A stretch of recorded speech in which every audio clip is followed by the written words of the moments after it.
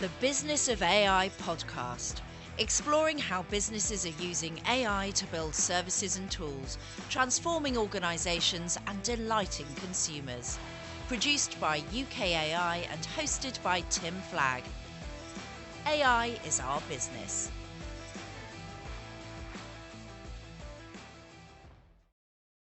Welcome to another episode of the Business of AI podcast. And I'm delighted to be joined by Daniel Callis from Beyla. So Daniel, welcome to the podcast. Thank you, Tim. It's great to be here.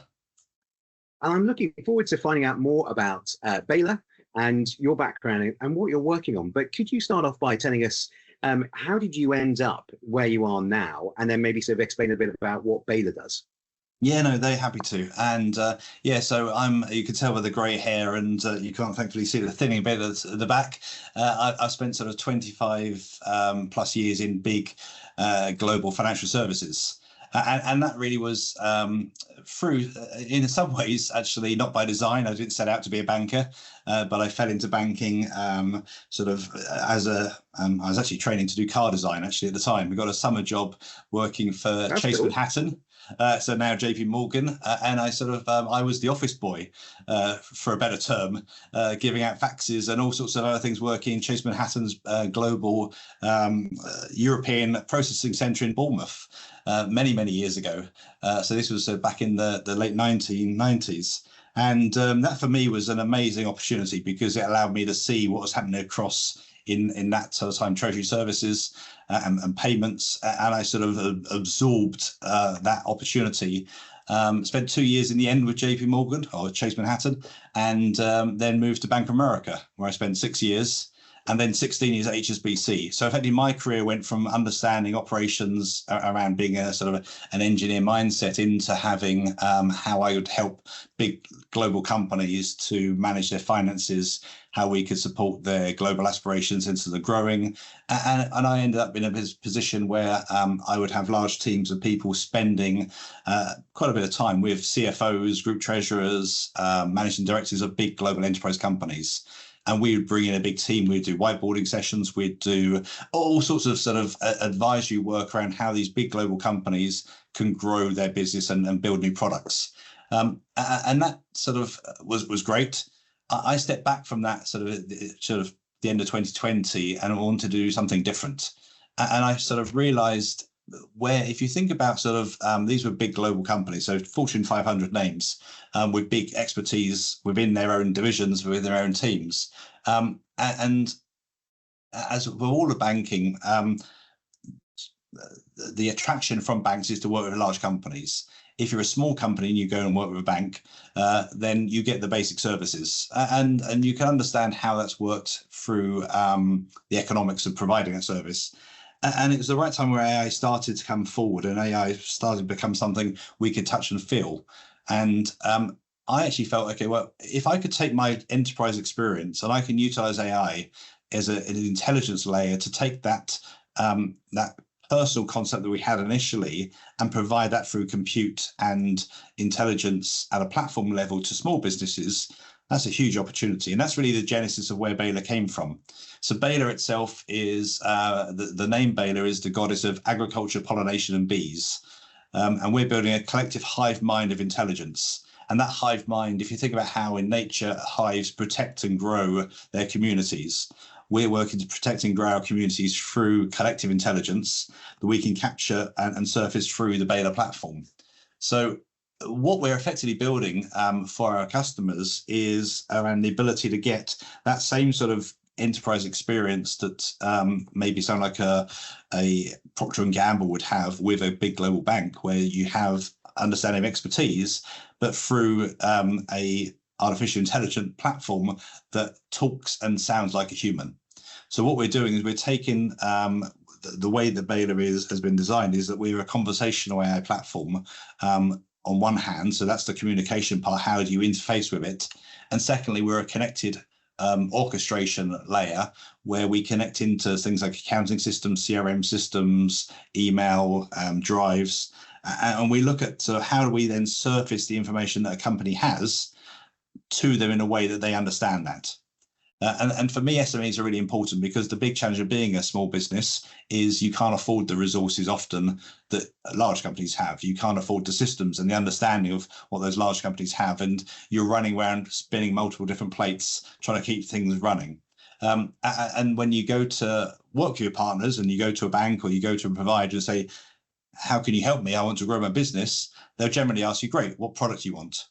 And I'm not an expertise. I don't know what product I need. I need to grow my business. I want to buy this equipment. I need to purchase inventory. And that's where, for me, that big gap was always prevalent. So Beyla has really been built to solve. So how can I take that expertise that large banks and financial services providers provide to wealthy, large, well-resourced companies and give that experience, different experience, but the same type of approach to smaller growing companies that really need that assistance. And that to me is how AI is the conduit to do that, because it enables us to transform how the experience happens.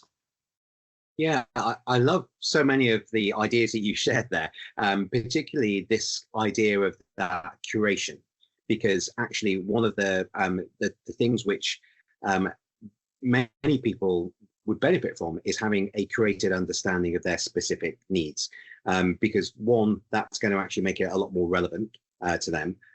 But also, two, it's going to enable them to get there quicker, whatever the result is. And the challenge we've had in the past is that we just haven't had the ability to have that curated approach, unless, as you pointed out, you're going to go down the route of something like private banking or very bespoke services, but by their nature, they have been very expensive. So effectively, what you're saying is that now we have these AI-powered tools. You can bring together not only the personalized approach based upon your own specific needs, but I love the way you bring in then the collective intelligence as well. So you're actually benefiting from the collective understanding of everyone's needs to plug into a system that then allows it to be very bespoke around the needs of the business. Yeah, so, exactly. And I wanted to change the dynamic of how businesses look at growth, and certainly large enterprise businesses. Typically, if you work for a large financial services firm, or if you work for a large technology firm or a consulting firm, you're ultimately a salesperson. You're selling that bank or that provider's capabilities. And so effectively what you sell is what you have within your toolkit of products. And actually, for me, artificial intelligence at a sort of it creates a new paradigm of what is possible in terms of what is a product. And that to me was really important, because I don't want to have Beyla selling solutions to customers that we build. What I want to understand is, okay, well, it allows me to understand what is your need. And then, okay, understanding your need allows me to connect you with solutions that fulfill that need. And that's been a key part of the genesis of how do we understand, and potentially we will have solutions that fulfill that need, and we'll process those and sort of monetize through that. But the whole focus is around sort of growing the opportunity with the customer. So our members, as we call them, if I can help your business to grow, then I grow with you. And that becomes an ecosystem opportunity then that we all benefit from together. Yeah. How are you, can you give us an example of the type of challenge that a small business might have? I mean, I'm conscious that, with our business, where we have our financial director and we have our challenges that we've discussed at a board, and we're looking at everything from cash flow and profit, the standards of things. But is it that type of those kind of daily issues, or are there more strategic issues that you help with? And can you help bring some of those examples to life? Yeah, no, happy to. So we're starting with financial services out as our core fundamental anchor part of sort of the genesis of Beyla. So it goes back to my experience, but also it's around making payments and receiving payments. Ultimately is the fundamental part of every business. So if you can't pay or get paid, ultimately you're not running a business. So for us, that was a key area to sort of build into. And from there, we can start to expand into different segments that touch that. And if you think about small and medium-sized businesses, and this is sort of reports that are done on a regular basis, generally about 40% to 46% to 50% of businesses don't have those dedicated financial expertise. So often you won't have a CFO or a finance director in a small business. You'll have people doing your finances that are part of a lot of other sort of hats they wear. And sort of 82% of businesses generally fail not due to profitability, but due to cash flow. And the reality is running a business is hard. you're juggling different priorities. You don't necessarily have the tools available that some of those larger businesses do to see what's coming ahead, forecasting all of those platforms. And if you have those available, you probably don't know how to use them properly. So what we want to focus on is how can we make that simpler? How can we provide a digital CFO type service through Beyla, where actually Beyla can talk to the business users, can share with them what their cash flows are looking like, what is coming down the track further out than maybe next week. It could be the next 3 months, could be the next 6 months, can look at what historical information is available just to the potentially pattern match, and really start to build a picture around for those users that really give a sort of a really high level and qualitative opportunity of this is where you are today, this is where you want to be to get tomorrow, where are the gaps, where are the things that you really need to focus on, and where are the things you don't need to focus on. Yeah, there's something really important there as well, you know, for small businesses, which is it's not just about simplifying it, it's about making it more accessible and available. Because when you're running a small business, you're thinking about a million things. And often you don't think about the finance issue, the cash flows you mentioned, until it's like a burning bridge. And then you have to kind of really sort of focus on it and think about it. What you're describing is not only simplifying that whole process, but also because of the pattern recognition you mentioned, you're able to predict things, you're actually able to make it more of the entrepreneur, the founder, the founding team's daily sort of dashboard without them having to do a lot of the work. So it's almost like having that virtual financial director in your team without having to go and hire somebody to do that. Exactly. And if you think about how we've moved into a world of convenience in some ways, so for many people, actually their phone is their banking dashboard now. So we've moved away from even sitting there in front of a computer and working on a big wide screen where we're seeing dashboards. You've got a sort of a phone in front of you that's got lots of apps. And the big challenge is understanding actually they're all slightly different here. So if I go on to Revolut, or if I go into Starling or Monzo or HSBC or Barclays, they're all pretty much the same as what they do. They give me a dashboard, they give me some graphs. But how do I actually use those? If I'm not if I was a business owner that wasn't in the financial services area, I've got to figure out how I use that. I've got to figure out what I need to do with that. And the challenge then is in terms of what is the art of the possible. I don't get to see that. And that's where we wanted Beyla to be dynamic. So every user effectively has a different type of approach. When they speak to Beyla and Beyla speaks back to them, they're getting tailored, customized insights and guidance around their specific business case. And that for us was important because it enables us, and through the ability to generate dashboards in real time, we're still providing information which is relevant and consistent, but it's tailored to Tim, or it's tailored to your finance director, it's tailored to somebody else that is based around your level of knowledge and understanding of that subject matter expertise. Yeah, so that level of orchestration, I think, is really powerful, that you've got all of that going on behind the scenes. You mentioned before that sort of conversational front part, the sort of almost an agent who you can talk to, and talk to in natural language, and they can talk to you and explain what they think are the problems coming up, and you can speak back to them. That just makes it much more accessible and easy. Let's talk a little bit about agentic, because I think that's something which has been a buzzword for the last 12 months or so. What we're seeing within agentic at the moment is that there's now a lot of discussion around the risk and how do you actually mitigate all that risk as well. Now, I know you come from a financial services background, so risk would be something that you'll have thought about a lot, as well as the regulations and the regulators.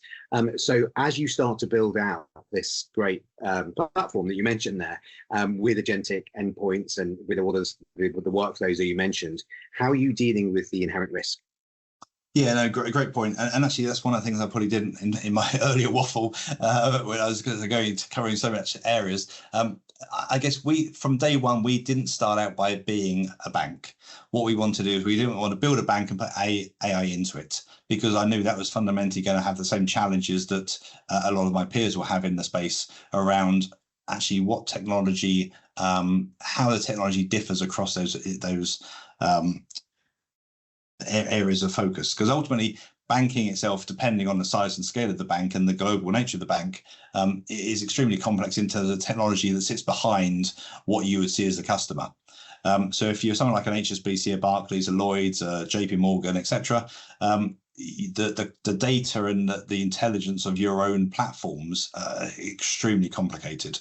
Yeah, they sit on multiple layers of systems, multiple generations of technology, and all of that, when you try to put AI into it to work with your consumer, is a very it's not a simple task. And even if we look at people like Monzo, Starling, Revolut, the more modern banking platforms, all of them are now about 10 years old. Their architecture was built around 12 years old, typically, and they took what was there and they digitalized it for the generation we're in now.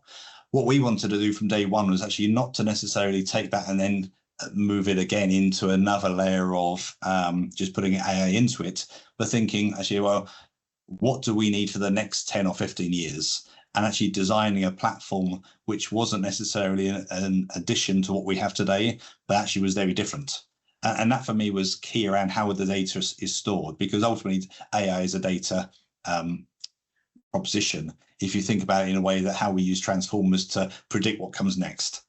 And that for me was, if I was plugging in multiple different data sources, which are often in different languages, often running on different time parameters, that was going to create a situation where my ability to trust it and put from a risk and reputation perspective was going to be high on Beyla. So what we built from day one is actually we're building an AI company and putting financial services into it, rather than building a financial services company and putting AI into it. And that's one of the ways we approach the risk and the agent factor, is that what we're not doing is we're not connecting into multiple different microservices or different historical databases where customer information sits, and trying to pull all that together and out to spit agents that provide those recommendations. So we're creating a data plane which is very much based for agentic services, with the ability then to understand what those agentic services are, categorize and record all of the interactions that take place, and then actually trace back if we're finding scenarios that don't match with our expectations. Okay, so you're saying that you're building it from the ground up to be an agentic solution, to be a data solution. So you've actually been able to build in the security, the privacy, or the compliance from the get-go, yes, without having to be an MCP server where you're pulling in lots of different things from different other servers, which then that's where a lot of the risk comes from in those. Yeah, because if we rely on, so we just want to be the orchestration layer in the middle without understanding where that data, how that data is managed, how it sits, how it's updated, and we just pull that in, sort of look at it in that sort of moment and then spit it out. That becomes a very high risk opportunity, and the ability for us to manage and be secure with that is removed, in my opinion. So what we actually want to sort of have that data plane where we're very clearly managing and owning the parameters of how data moves, how we record that data, how it's updated, how agents look at it, and also how agents work with each other. So we call it an agent mesh, and those agents, one agent speaks to another agent, they look at the information, they compare, contrast, and effectively it's not one single sort of skill tool that is running the output. So we're able to then understand, okay, well, if there's 5 agents looking at something, we're potentially getting 5 different outcomes. Why is that? How do we start to refine the best outcome? How do we then prune away the bad outcomes? And how do we improve the models to get to a position where we're very confident that the feedback and the advice that Beyla is giving is the most accurate and relevant to the consumer. Yeah, it's a fascinating world as we start to get into the agentic space of having those multiple agents having their own conversations. Someone was telling me about how they set up their virtual board the other day, not only with the different characters and personality types within their virtual board, but also the chairman or the chairperson who then will put in the questions and then summarize everything. So these board meetings happen without the humans actually having to turn up, but then the distilled output comes back. It's fascinating stuff. And I think, in a similar way you were explaining there with your different personality types within your system, you're able to ensure that managing the risk, it's bringing in those insights from the collective intelligence that you've built over from the different companies. So one of the challenges around all of this is how reliant companies are upon some basic tech platforms. And you started to mention that you're building out your own platform here. So are you thinking about this from a sovereign capability perspective, both for companies, for individuals, for nation states?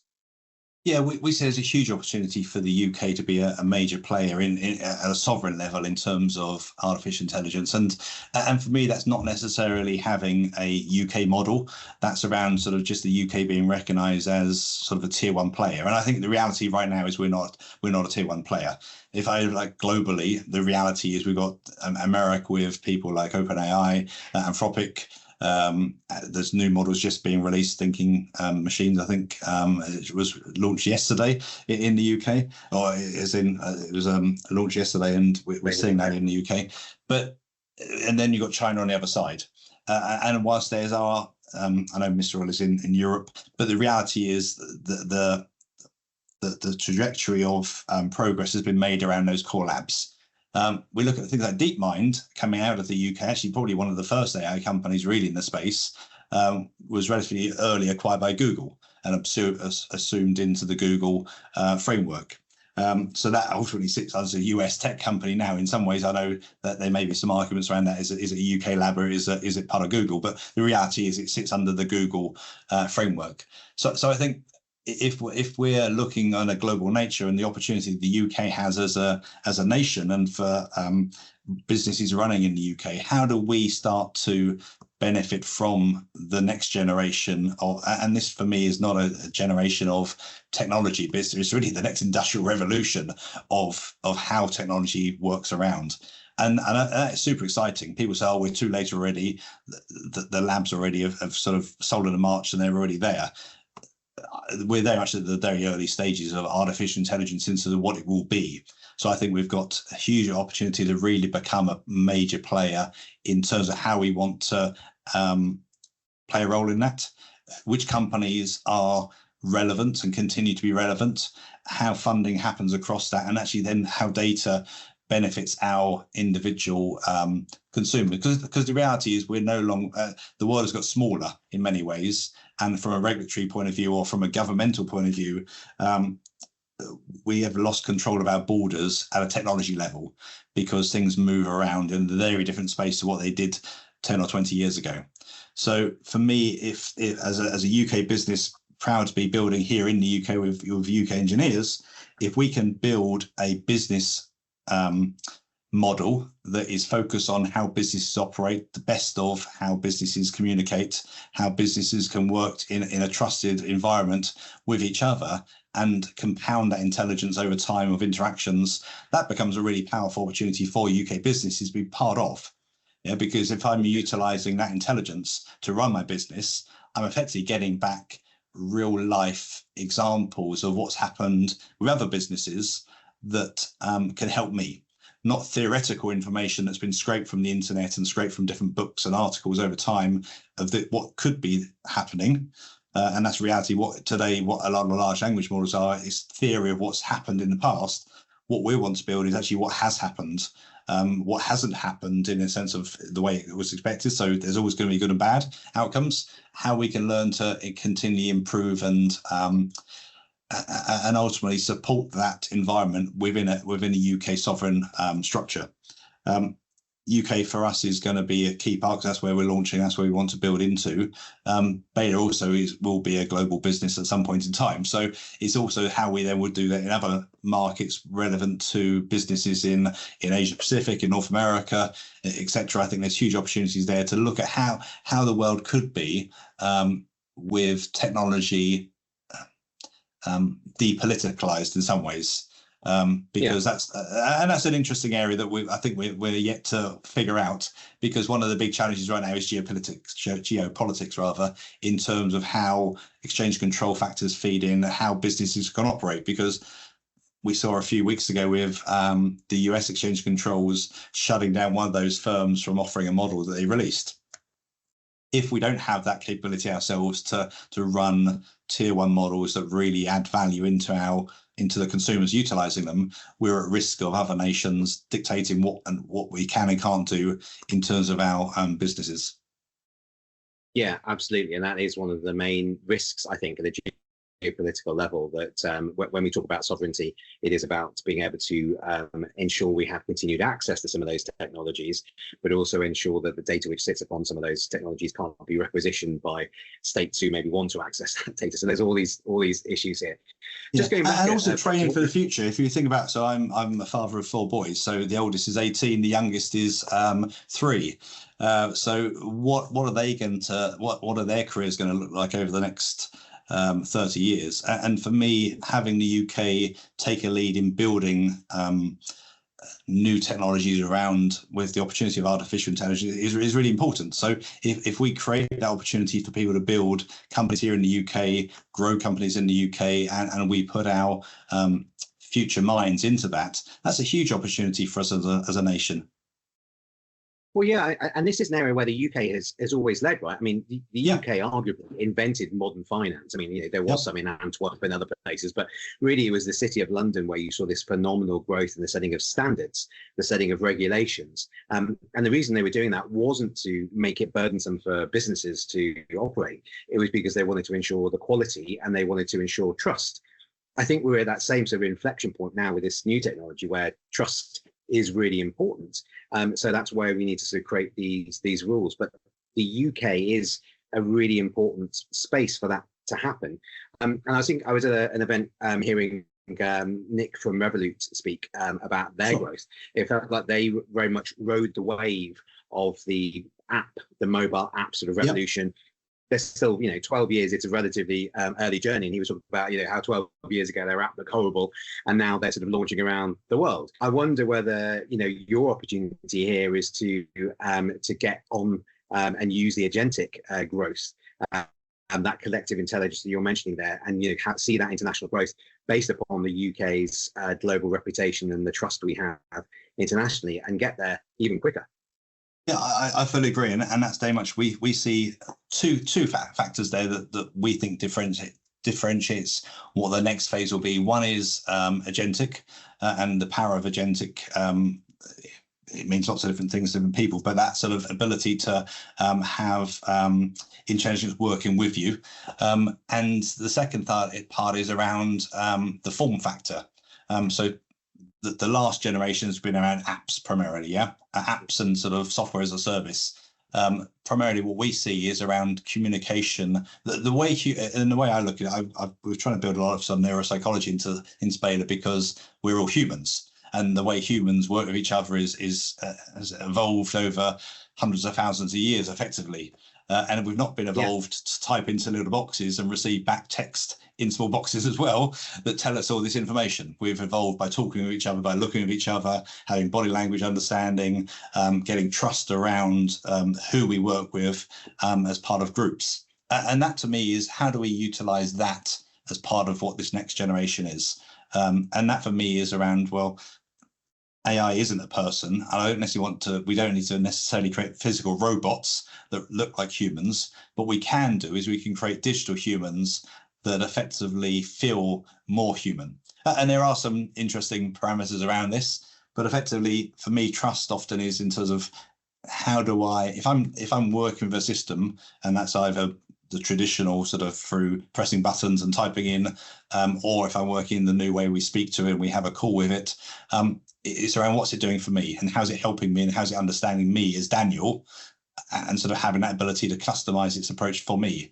And that's, I think, will be the next we see phase of opportunity there around creating an ability that works for Tim or works for any of your listeners, because the reality is we're all individuals and we all work differently with each other, and we all have different approaches that need to be understood. And that's always been hard if you're building a product which is a sort of, it does what it says on the box and it's the same for everybody. I don't think we need to build those traditional products anymore, because through the technology we have today, we can allow that technology to be customized in a way which is helpful. Now, there is the danger that some companies may be utilizing that technology poorly or to benefit their own objectives rather than the customer's objectives. And that's an area we want to be very clear on. And that goes back to trust and reputation and potentially regulation. Yeah, I don't want to be using, it would be possible for me to utilize Beyla's intelligence to convince people to buy services. Yeah. through large language models are very good at understanding personas and perspectives and sort of speaking in a way that is convincing. I'm very clear. I don't want to be selling products. I want to be creating solutions that help our business owners and our customers really sort of move themselves forward. And that's a key area that I've been passionate about from day one. Now, that's quite a hard thing to regulate. And if we see currently with some of the big global tech companies, there are some firms on the, let's say, the media side that may be not as good at protecting their users as they could be.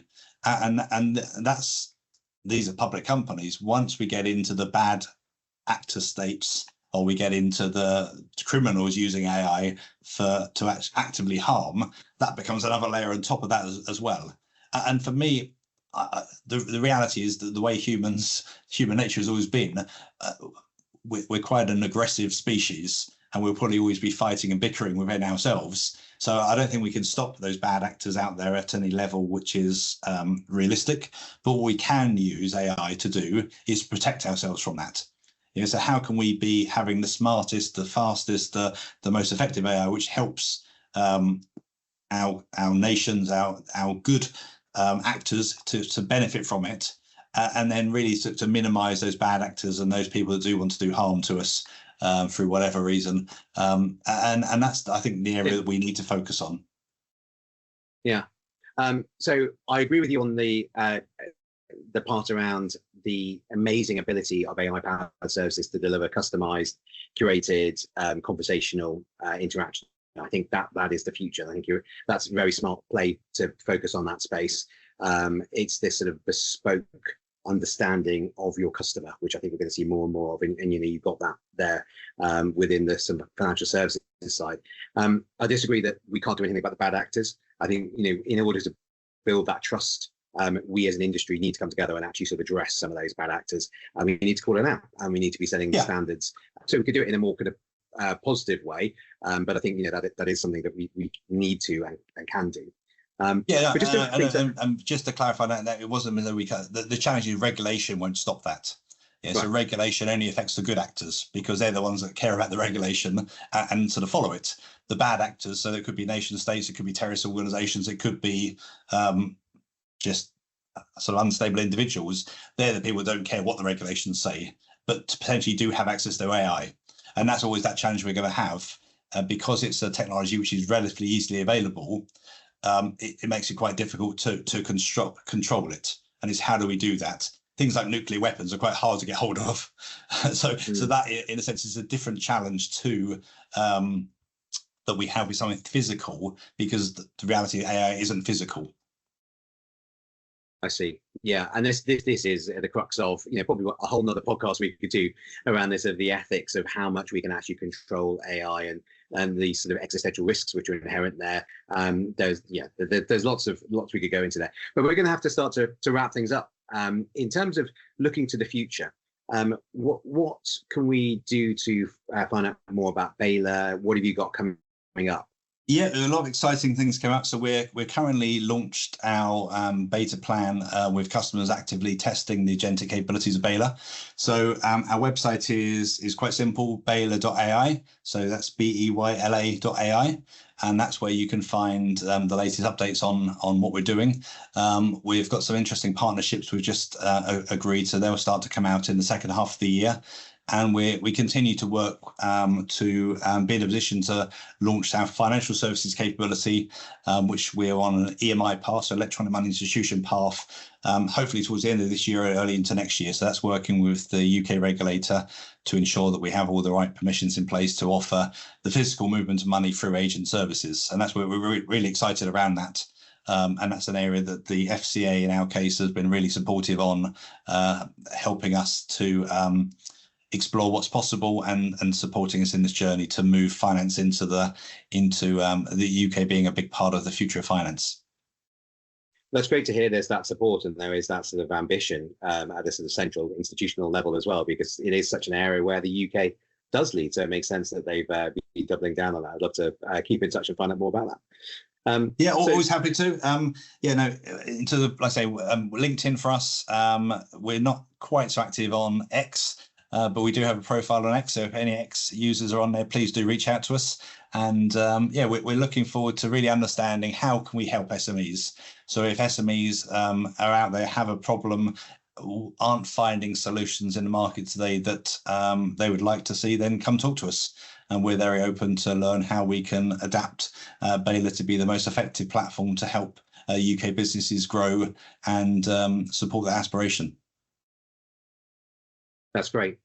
Well, Daniel, thank you so much for joining us today and telling us not just about Beyla, but about your view for the future of financial services for SMEs and how this collective intelligence can really empower those businesses to learn from that hive mind of financial knowledge. And it really does sound like it empowers the founders, the leaders there who don't have the time to always understand these really critical dynamics within their business. But you're able to bring that in a way which makes it a lot more easier, a lot more accessible. It's customized to their business. And I think we touched upon a lot of the real potential there in the future around agentic and how that's going to supercharge many different industries, but you really brought it to life within financial services and how you're pioneering. So best of luck with the growth of Beyla, and thanks very much for joining us.